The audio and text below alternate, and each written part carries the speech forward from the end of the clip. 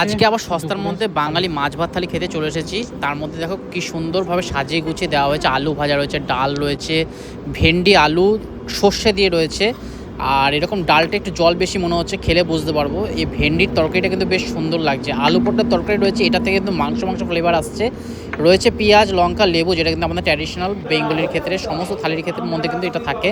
সাদা ঝুরঝুরে ভাত, আর তার সাথে কিন্তু আমি ভেন্ডি আলু দিয়ে এই তরকারিটা খেয়ে দেখবো। এটা কিন্তু সর্ষে দিয়ে করেছে, বেশ লোভনীয় লাগছে। তার সাথে আমরা অর্ডার করেছি কিন্তু মাছের মধ্যে নিয়েছি কাতলা মাছ, আর নিয়েছি কিন্তু চিকেন কষা 2 পিসই নিয়েছি। তার সাথে চাটনিও রয়েছে, পাঁপড়ও রয়েছে, এটা কম্পালসারি রয়েছে। আমার বেসিক্যালি বিরিয়ানি টিরিয়ানি এসবের থেকে কিন্তু বাঙালি থালি খেতে ভালো লাগে, কারণ কি অনেক হোটেলে কিন্তু অন্য নানা রকমের রান্নাবান্না করে, মানে কম্পালসারি যে তরকারিগুলো থাকে সেগুলো কিন্তু আইটেম নানা রেস্টুরেন্টে নানা রকম থাকে। এই ভেন্ডি আলুর তরকারিটা জাস্ট আমি ফিদা হয়ে গেছি, দারুণ লেগেছে। আমি আরেকবার নেব, আরেকবার কন্টিনিউ করব। বাকি এখানে বাস দাঁড়ায়, বাসের জন্য কিন্তু প্রচুর বড় জায়গা রয়েছে। এটা কিন্তু আমি দীঘা যাওয়ার পথে কোলাঘাটের একটা রেস্টুরেন্টে দাঁড়িয়েছি। এই রেস্টুরেন্টে কিন্তু 24 ঘন্টা ওপেন থাকে, আর এখানে কিন্তু খাওয়া দাওয়া জবরদস্ত লাগলো। এর আগেও আমি একবার এখানে দাঁড়িয়েছিলাম, তবে কিন্তু ব্রেকফাস্ট করেছিলাম লুচি পুরি, লুচির সাথে আলুর দম ছিল, আর ছিল রসগোল্লা, হেভি লেগেছিলো ওটা। আর এই আলু পটলের তরকারিটা কি বলবো, পুরো মাংসের মতো পেঁয়াজ রসুন দিয়ে তৈরি করা হয়েছে, দারুণ খেতে। দুপুরে সিম্পল বেঙ্গলি থালি, আর তার সাথে কিন্তু যে সস্তার মধ্যে হয় আর ভালো রেস্টুরেন্ট যদি হয়, ভীষণ ভালো লাগে। এখানে এসি নেই, তবে কিন্তু নর্মালভাবে এখানে বসে আরামদায়ক জায়গা রয়েছে, বসে খাচ্ছি। বড় টেবিল রয়েছে, পরিষ্কার পরিচ্ছন্ন রয়েছে। আর ডালটা দেখো, মসুর ডাল এত দিয়েছে, আমি পুরো ভাসিয়ে দিয়েছি একদম। আলু ভাজা, ডাল আর লেবু দিয়ে চটকে খাবো। আরও ভালো ভালো বাঙালি থালি খাবো, তোমাদের সাথে শেয়ার করবো। এই থালিটা কিন্তু আমার ভীষণ ভালো লাগলো, লেবু দিয়ে চটকে খাবো, একটু আলু ভাজা দিয়ে ডাল দিয়ে। এটা কিন্তু খেলে পেটটাও ঠান্ডা থাকবে আর বেশ ভালো লাগবে। এই গরমকালের মধ্যে কিন্তু যদি টক ডাল হয় না, আরও বেশি ভালো লাগে। যেহেতু বলেছি মিল সিস্টেম, সেটা কিন্তু রাইস নিয়েছি, রাইসের খেতে কিন্তু এক্সট্রা কোনো টাকা লাগবে না। আমার মতে হোটেলে মিল সিস্টেম থাকাটা সবচেয়ে বেস্ট। আর যেসব হোটেলে মিল সিস্টেম নেই, সেই সব রেস্টুরেন্টের দামও কিন্তু সেরকম হয়। এখানে কিন্তু মাস্টার গ্রেভি ইউজ করা হয়েছে, যে কাতলা কালিয়াটা করেছে। কাতলাটা যদি এমনি যেরকম শঙ্কর মিষ্টান্ন ভান্ডার কৃষ্ণনগরে যেরকম হয়, ওটা কিন্তু আলাদা আলাদাভাবে তৈরি করে, কারণ ওদেরকে সেল প্রচুর।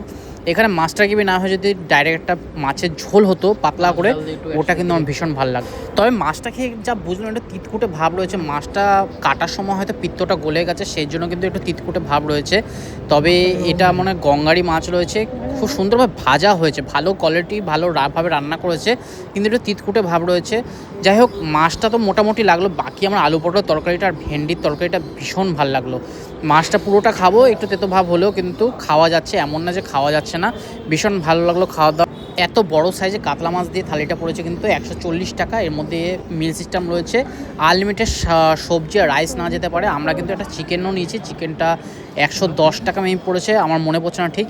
চিকেনটা 2 পিস দিয়েছে, 2 পিস, ও 1 পিস খাবে, আমি 1 পিস খাবো, শেয়ার করে খাবো।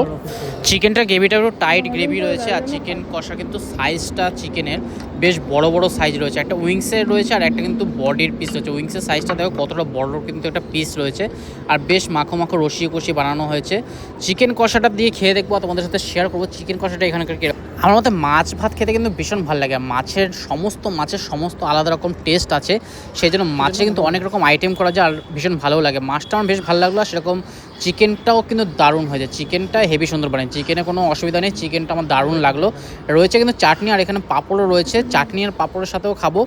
তবে চিকেনটা আমার অসাম লাগলো। তোমরা যদি কখনো এখানে আসো, চিকেনটা অবশ্যই ট্রাই করে দেখতে পারো। আর এখানে যে চাটনিটা রয়েছে, চাটনিটা কিন্তু টমেটো, কালিজিরা ফোড়ন দিয়ে, আর পাঁপড়টা কিন্তু একদম সিম্পল পাঁপড়।